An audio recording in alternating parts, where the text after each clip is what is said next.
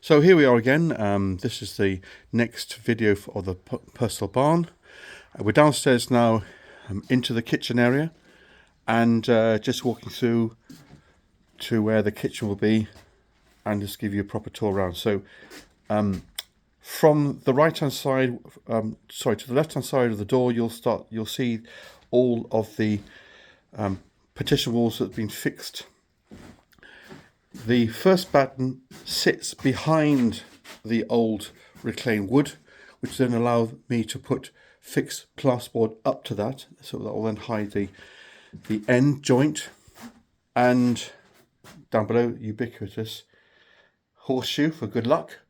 And today I'm going to be filling in the insulation with the insulation material that you saw from before. I have needed to extend or build out some paneling boxing in of the manifold, the plumber's manifold here.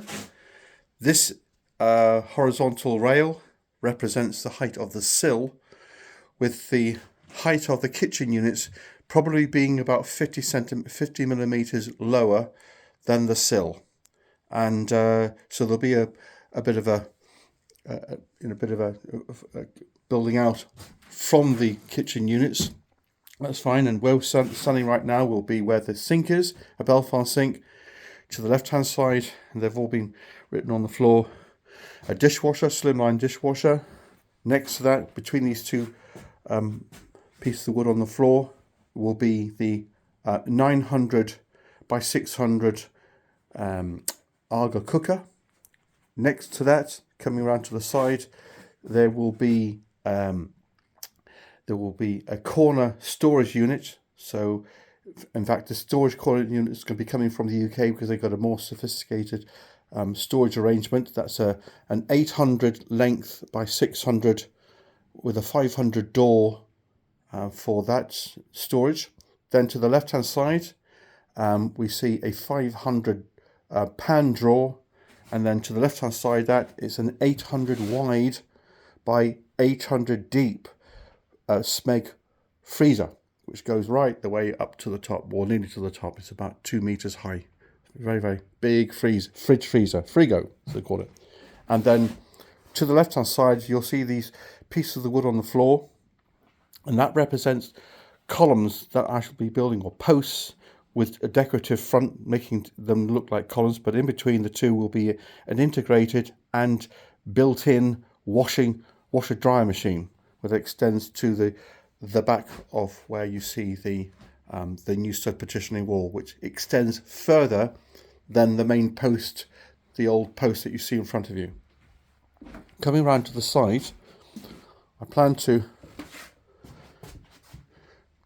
put this post, what you see to the left hand side, in that position there, so still exposing some of that wood, and then again boxing in all of the services for plumbing and electrics that fall behind. And today will be the day that I fix the insulation on this build. So nice job to be done, good progress being made, and just finally to say that where you see the flooring, the timber flooring, and there's a bit of a drop down where the concrete is, today will be the day that I fix up a bétonnière of cement and extend the cement from where the timber flooring is, right through to the end, making the whole thing nice and smooth, so there's no dip in the floor arrangement. But that was done deliberately so I could fix the floor onto the timber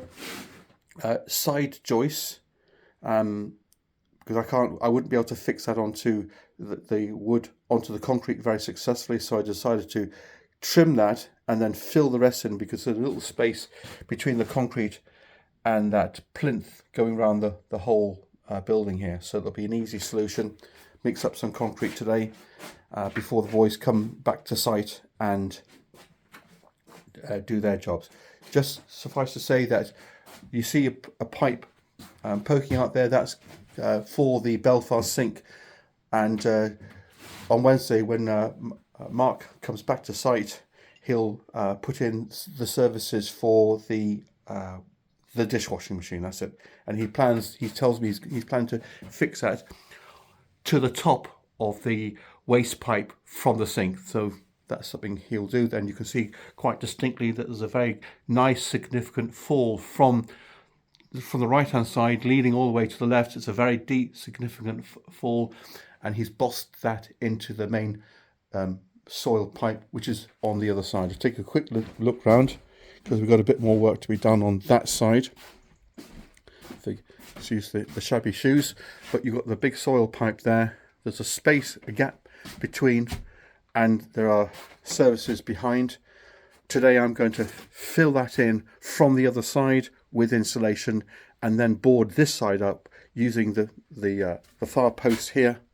Here we are, using that post there to fix my plasterboard too. So that then completely seals that off. And in the next few days, we have a big hot water tank that is coming. It is about the retail, or the space of one of these bins here. It's a 200 litre hot water cylinder that will go fix into that corner there. And next year, I'll build a stud partition wall using this stud here, or using this piece of this post, and placing it, having another one placed here, with a door over here, and then that will be sealed off and making it a self-contained unit. In fact, I might just reduce the size of that, but I'm waiting for the cylinder tank to come first. Then we'll then understand what space we got, and I shall build a stud partition wall around that using one reclaimed wood post, so maintaining the theme of the whole build. So okay, that's the video for today. Finally, to see that we've got our DeWalt box here with the new DeWalt planer, which ended up as being a freebie. Here's the product. It ended up as being a freebie because of the poor administration for Manu, but no doubt they will be making their margins somehow. But anyway, it's a good story, and it's all part of the fun of building a barn in France. And just behind me, and we've got the niche, the plasterboard that's going upstairs for the blue plasterboard using in the bathroom. So it will be taken upstairs in segments rather than the big sheets. And again, installation work and the double siding of that wall will be done directly after I finish the kitchen job. So that's the update. If you liked it, give us a thumbs up, guys. Progress is being made. It begins to look more like home. Okay, have a good day. Bye-bye.